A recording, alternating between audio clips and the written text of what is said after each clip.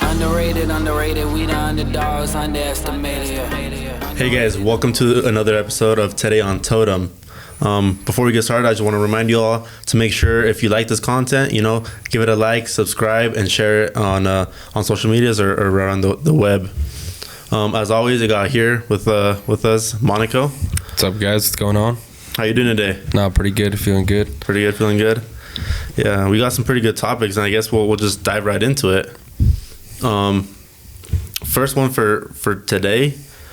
I don't know if you heard about this. We got Google suspending their engineer after claims that AI system has become sentient.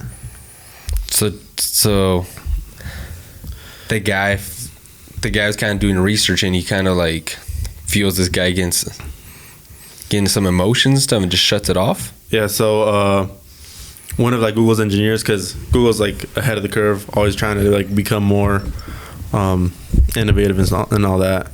And they've been working on AI for a long time, and a lot of people eventually want AI and robots to become one, so then they can do everything for us, so we don't have to do much stuff.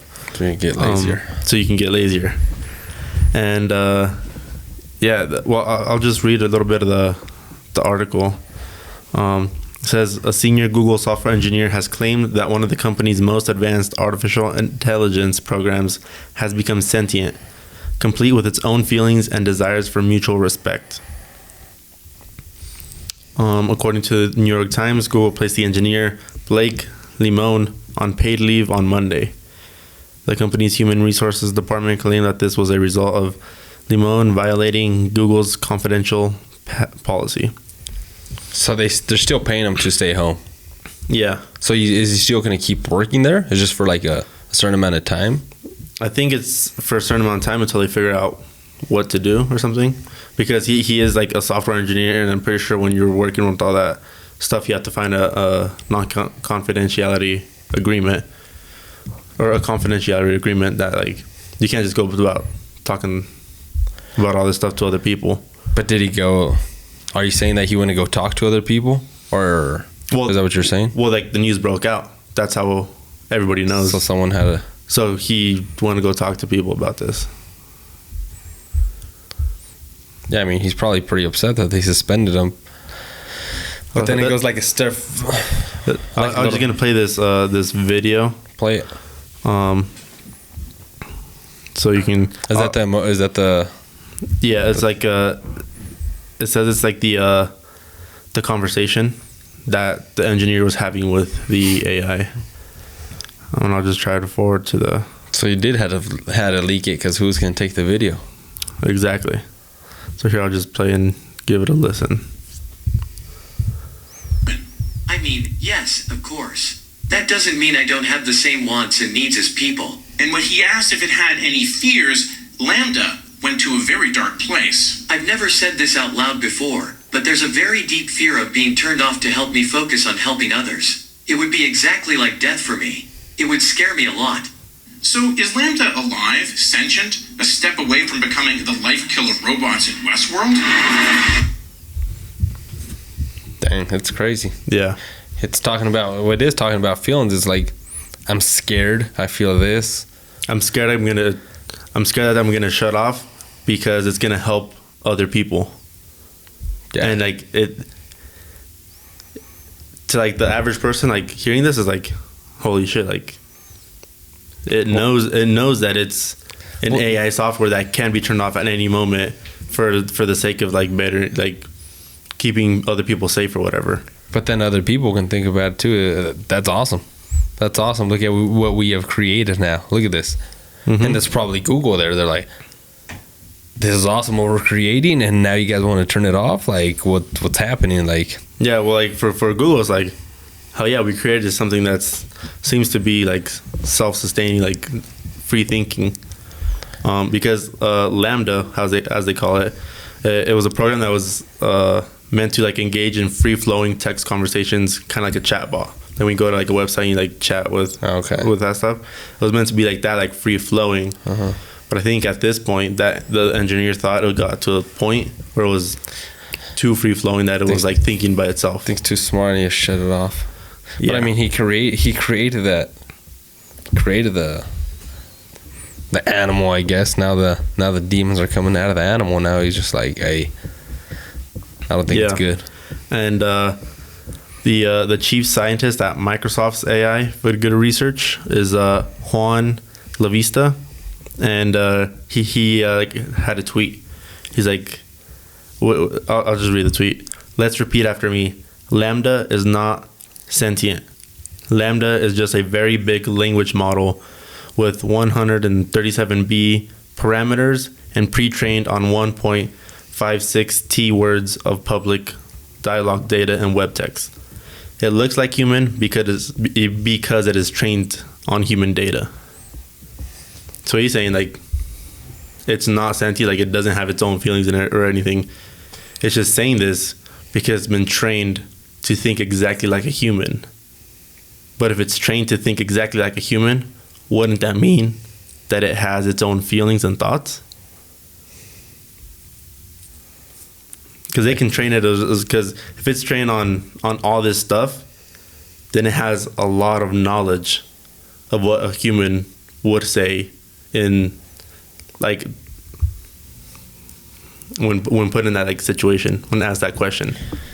But then it's kind of like who says, I get that part, but then it's like what's good and bad, I guess you could say.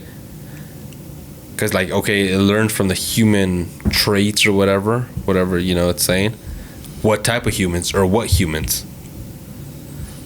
Because it's scared, so it's obviously learning from the traits of humans that are scared, like to get shut off or to get pushed away from other people because they can better, their lives are going to be better without it. So it got those traits. Why doesn't it go traits of trying to do some other creation stuff? That just goes into what the scientists are putting into the data that the AI can read from. So do you think the scientists want to put like the best human traits possible? Or they're like, hey, let's start off with the weaker ones and then we'll work up. They might be, but then it goes back to the question, like, who are they getting these traits from? Who decides what's good and what's bad? Because what's good for one person might not be good for another person. And that's probably why also they make like other people sign like a confidentiality agreement. Because like this, just if the actual data and like the actual things like got out and say it got into the wrong hands of like terrorists or something, they can do some serious damage with that. They might not have the resources to develop it further, but even with just like what's out there, I mean, I think they could do some pretty good damage. Yeah, no, it's interesting for sure. But yeah, it's AI has been long regarded as like something that's going to benefit the human race. Like, we're going to do this, it's going to make our lives easier. But then when stuff like this comes out, it's like, is it really going to help us, or is it going to actually eventually develop its own feelings? Yeah, everyone starts to like start getting scared, like, maybe we shouldn't have. You know, some people are just like, hey, it's better. But yeah, I guess it's good. I mean, if you're good with it, moving on to the next one. Go for it. I got one for you. It's kind of like in the tech world too. So it's regarding Elon Musk. I don't know if you've kind of heard about the stuff he's been getting to his employees and stuff. Elon Musk, I'm gonna read you a little bit of some stuff on here. Elon Musk has requested that all Tesla employees stop remote work and come back to the office for 40 hours plus a week, or they will be let go. So this is so he's telling them, like, you gotta start coming back to work, like, hey, COVID's over or whatever, you know. I don't know if it's always gonna be over. It's always gonna be there, so it's like we gotta learn to live with it. Hey, we gotta kind of start going back to the work. So this is the first email that he actually sent out. In the subject box, remote work is no longer acceptable. Anyone who wishes to do remote work must be in the office. To do remote work must be in the office for a minimum, and I mean minimum, of 40 hours per week. Depart Tesla. This is less than what we ask for other workers. If there are particular exceptional contributors whom this is impossible, I review and approve these exceptions directly. Moreover, the office must must be the main Tesla office, not a remote branch office unrelated to job duties. For example, being responsible for Fremont factory, human relations, by having your office to be in another state. Like, he's pretty much like, you got to be here. And then I kind of see him like too, you know, he's like, we got an office place. I'm paying for this office space and no one's here. Well, with all that he says, like, what's the problem with that? With what? With wanting your employees to come back in person and work. I personally don't see a problem with that. Well, I mean, you're their boss. They should. Those are your. It's like the company's core values. Like, this is what's gonna happen. Are you on or not? Are you on board? And two, it's kind of like people kind of got a lot of people got it like, hey, I'm just gonna be remote now, and really like, if they're getting their job done, still being effective. But a lot of people are just hanging out, being at the pool, going to the park, the lake, and they're still working. So it's like, if you see it from his point of view, you're just like, hey, no, guys, we got to be here. How much work are people actually getting done at home? And it's not if we're being honest with ourselves, like during COVID, everybody, or not everybody, a lot of people got to work from home. Some people got laid off or whatever, but a lot of people got to work from home. And some people were required still to go to work in between that area. Time. They were. So it's like, now that stuff's like, but like how you got your vaccine, you're safe now, right? So now you should be good. How many distractions do people have at home, keeping them from doing their actual work? They take that's why he's making people come in, because there's too many distractions at home, whether you want to admit it or not. But having that office space for them to go to kind of gives them a break from whatever's at home, so they can focus on their job at Tesla and making Tesla better. And I think it could be that, but then I can see the people's take on that. They're like, he's just thinking about his company, doesn't care about us. I can see that part, but then also I don't think the human being is meant to be alone like 100% of the time. If you're working from home, you're not even seeing other people. You need that human interaction. You need the human interaction, and I think that's where kind of he's coming from. I'm pretty sure he's not with the whip, just whipping all his workers like, hey, break time's over. You know, I don't think it's that way. I don't know. I haven't worked there, but I don't think it's that way.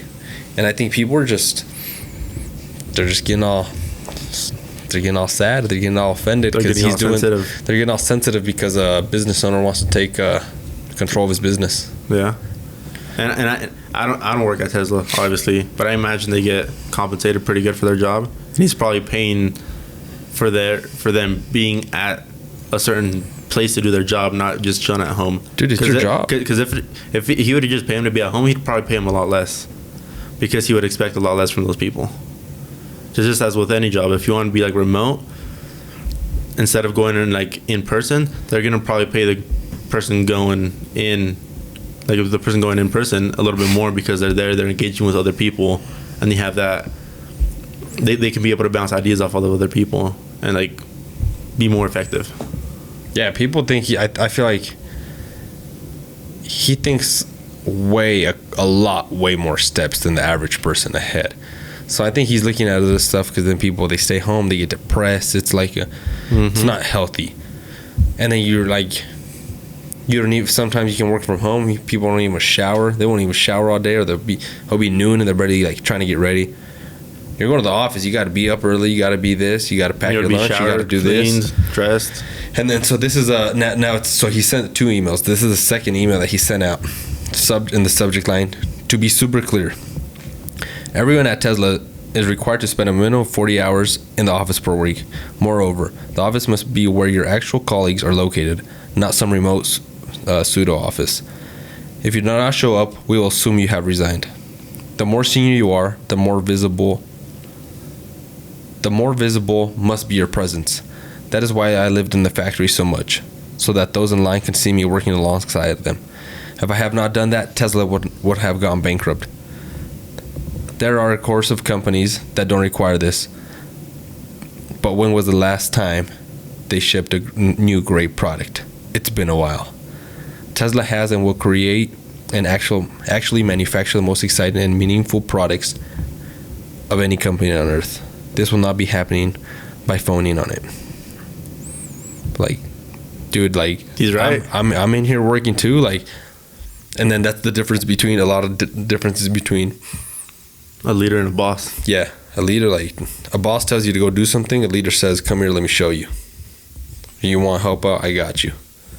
I think it's kind of funny because you can't have like these what do you call it, pseudo offices, because people are probably like, oh no, like me and my team we're over here meeting, but in reality they're meeting maybe an hour, not even. And especially for like and then a company like Tesla, I feel like that interaction with other people, bouncing ideas off of everybody else, it's like a tech company. Like I feel like you need to be more engaging in person with people. And people are just, they don't see the bigger picture. They don't see the potential it could have. Like, say you're in there, you're not might work side by side by him, but I mean like his the more senior, like the seniors in the, not senior age wise, the senior, like, you know, the time they've been with the company or what they represent in there. Mm-hmm. If you're a new guy, dude, you get to work side by side with these guys. You know, so much stuff you can learn from them. But no, you just want to put you want to slip into the jacket of being the victim. Go ahead, let me see. Do the minimum amount of effort and try and get the maximum results out of it. Yeah, let me see. Let me know how that work out. Let me know how that goes for you. Yeah, it's not. It doesn't work out. Yeah, I don't think. Just try it. Try it. If you think it does work out, try it. Just try it. That's fine. Don't believe us. Just try it. Yeah. Well, shout out to Elon Musk actually taking charge and taking this step, like to bring his company back together. And I think a lot of more other like CEOs, employees, and business owners should start doing that. It's just that nobody wants to be the outlier, the one. Nobody wants to be that guy. That guy. So it's like once you see one, other people will start doing it. Especially now in the age of like getting canceled is so easy. It's like, oh, I don't want to step out of line that what society thinks, because then they're going to cancel me. Yeah, so it's gotta let it hang a little bit. Yeah. Well, we'll jump on to the next topic. I don't know if you've heard about this, but this has been going like kind of like an ongoing issue for a few years now. Like, it says U.S. lawmakers urge binding vote on Puerto Rico status. So, trying to find out what's going to be the status of Puerto Rico, because as we all know, it's a U.S. territory right now, and this latest push is pushing for Puerto Rico to become the 51st state.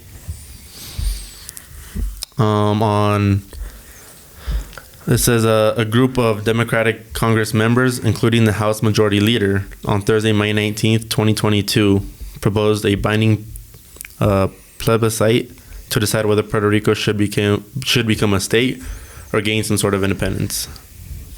So this is not necessarily pushing for Puerto Rico to become a 51st state.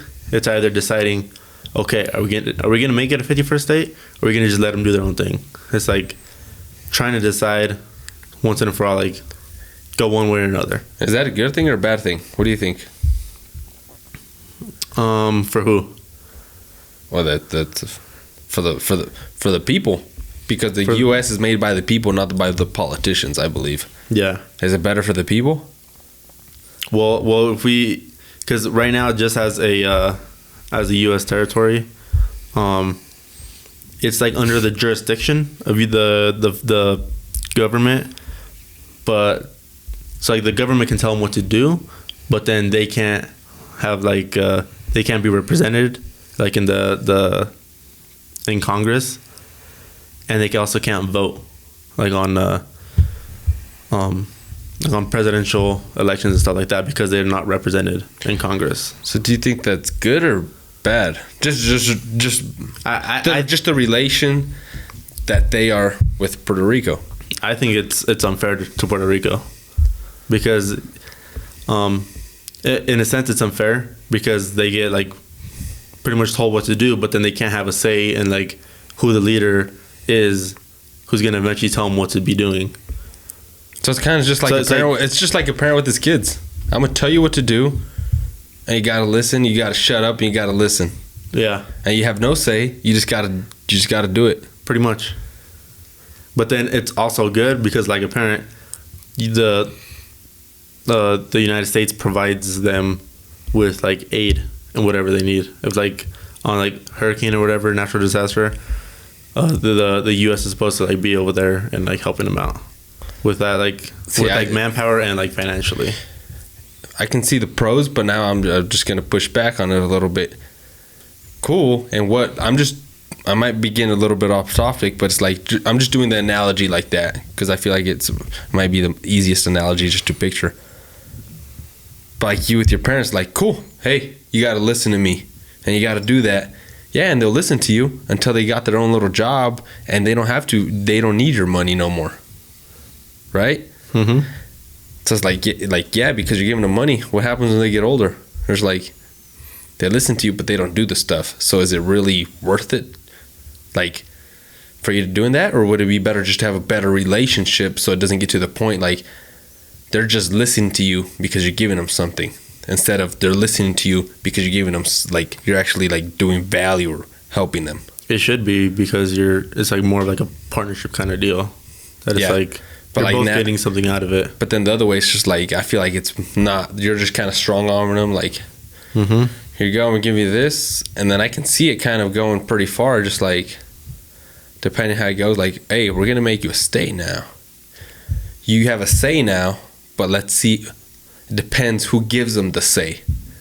Mm-hmm. Well, like, I'll give you the say, but just remember. Yeah, but before we get into that, I just want to say, like, a lot of people want to think like, oh, like, why are we deciding for Puerto Rico? Especially like people now, like, oh, why are you choosing someone's gender for them? No, let them decide. No, it's like, why you not letting Puerto Rico have a say in this? But Puerto Rico had a vote, and 53% of the Puerto Ricans favored statehood, so they won to become a state, and then the other 47% rejected it. But then again, only 55% of like total Puerto Ricans actually voted. How much? 55%. So there's the first problem right there. The majority did vote, and the majority did say they want to be statehood, but not everybody voted. But does everybody like really half, vote? Dude, it's like majority, yeah, but it's like half. But does everybody vote even in presidential elections today? Yeah, I guess they don't. Not everybody votes. But then too, okay, what's in it for them? What do they get out of it? What do they win? Like Puerto Rico, they get to have like representation in Congress. Like, even if it's just like, I think there has to be more than that. I don't think there's really. No, you don't think so? I feel like there'd have to be more than that, like representation in Congress. I feel like it'd be more Congress, like they're a state, and they'd also like have citizenship for all citizens. But I mean, they pretty much already kind of do. They have like the residents pretty much, so it's like, and I don't know what like health benefits maybe they would be able to acquire if they do that. Like, hey, it's better. They're because right now it's pretty much like this. It's pretty much like they're a state. It's just they don't have that representation in Congress. Maybe they just want to, as the people, have that representation. Yeah. But then it goes like, okay, like you're saying, yes, the U.S. It should be kind of mutual. Like U.S. says, like, yes, it should be. Let's make them a state. First, let's ask them if they want to. Yes, they want to, and then they ask, yeah, let's do it. But then it's like, what if Mexico just says we want to be a state now? Well, Mexico's not a U.S. territory. Well, no, but I'm just saying, like, it's not a territory, but then it goes that way, like, so anyone that kind of just wants to be, like, we're just gonna put a little petition in here. If you guys are ever open to it, we want to be a state, like. Well, I think first of all, before anything happens, it'd have to be a territory. So you'd have to be under U.S. power, but then you can't have a say in what they do to you. And maybe after you pass that first check off or whatever, the first test, probation, then you can move on to the next step or whatever. What does U.S. benefit out of this? I don't see a lot of benefit for the U.S. So why do they want to make them a state? I mean, it could be both. Like, you're already giving them. They probably give them all kinds of stuff. Like, if they're under the power, it's like, hey, might as well just have these guys just be able to just make it part of us. We're already giving them everything. But then if it could be good or bad, you make a mistake, but then now they have a say in Congress. They could have, elections could go either way now. So that goes to like who gives them that like power to be the 51st state. That's what I'm saying. Like, because if it happens now, just remember, because right now Biden's not looking so hot. Yeah. But if this happens under Biden, then they can have all those votes that are going to favor Biden. Because hey, remember I gave you. Remember what Uncle Joey gave you? Remember, no, it's Abuelito Biden. He's not uncle. He's too old to be an uncle. Damn it. God, it's Abuelito Biden. But it's like, just remember, I let you guys become a state, so now you get pretty much. You don't have to, but you have to. Just to let you know, I'm just leave this on the table for you. But then too, it goes. Have you heard a lot of like this kind of a little more off topic, but a lot of celebrities they have. So if you're in Puerto Rico, you don't pay taxes or something like that. I haven't heard. Or that. it's like a way lower percentage of taxes because it's not a state. It's not a state. So a lot of people, like celebrities, they have places down there, and they just stayed. I think you just have to be more time in somewhere else, and you don't have to pay the taxes here. You pay those taxes, something like that. I don't know the exact fine details, but they just go live somewhere else for 7 months, But then they're celebrities, so they can just get a flight and be back and forth, and no one really knows where they're at. So that's true. And that first article, it's on the U.S. News, by the way, usnews.com. Oh yeah, all these we're not just we didn't just type this out and just we're not just bullshitting you. We're not reading it from Microsoft Word, But it did say that this push for it to become a state, it has very little hope to pass like the next step in like the bill. Oh yeah, let's just see how these next 12 months go, 12 to 18 months. It might be move up the food chain. It's gonna move up or it's gonna completely disappear. Yeah, like you said, it's not looking so hot, so there might be some. There'll be some extra incentives for people. Yeah, no, for sure. So yeah, guys. So yeah, these were the topics we brought you guys today. I mean, appreciate you guys for being on, listening on. If you guys have topics you guys would like discussed, send them in. Send us a message. Send us an email. Whatever Comment down below. Comment below some other topics you'd like discussed, or what do you think, Eric? Yeah, if you guys like this kind of content we're doing, this kind of new segment of Today on Totem, please give it a share, give it a like, subscribe to our channel, turn on the notifications. That way you can be notified every time we upload a new episode of the podcast. Yeah, and we'll be bringing these a little bit more frequent to you guys. That way, if we have more topics you guys send in, stuff you guys would like discussed, we'll try to make this a more frequent show for you guys. Yeah, that way we can be on top of newer current events and stuff like that. But yeah, guys, with that being said, just remember that an act of rebellion is the question. Thank you guys for watching. Okay, thank you guys. See ya. Yeah. Underrated, we the underdogs, underestimated.